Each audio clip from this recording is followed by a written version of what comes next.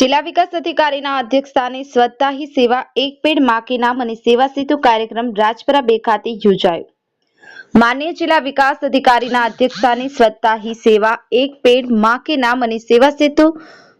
કાર્યક્રમ રાજપરા 2 ખાતે યોજાયો। આજરોજ તળાજા તાલુકાના રાજપરા 2 પ્રાથમિક શાળા ખાતે સેવા સેતુનું આયોજન કરવામાં આવ્યું હતું, જેમાં 3 થીમ અંતર્ગત કાર્યક્રમોનું આયોજન કરવામાં આવ્યું હતું, જેમાં સ્વચ્છતા હી સેવા એક પેડ માં કે નામ અને સેવા સેતુના માધ્યમથી 55 યોજના કી સુવિધાઓ ગામડે મળી રહે તેવા હેતુ સાથે 49 ગામના લાભાર્થીઓને સેવા સેતુ અંતર્ગત લાભ આપવામાં આવ્યો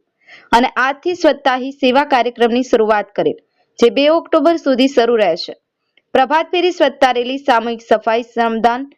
સ્વચ્છતા શપથ વગેરે કાર્યક્રમ થયેલા કાર્યક્રમમાં તળાજા તાલુકાના ધારાસભ્ય ગૌતમભાઈ ચૌહાણ, પ્રાંત અધિકારી, તાલુકા પ્રમુખ રાણાભાઈ સોલંકી, મામલતદાર, તાલુકા વિકાસ અધિકારી, તાલુકા પંચાયતના ઉપપ્રમુખ શ્રી, ગામના સરપંચ શ્રી તેમજ વિસ્તરણ અધિકારી શ્રી, એસવીએમ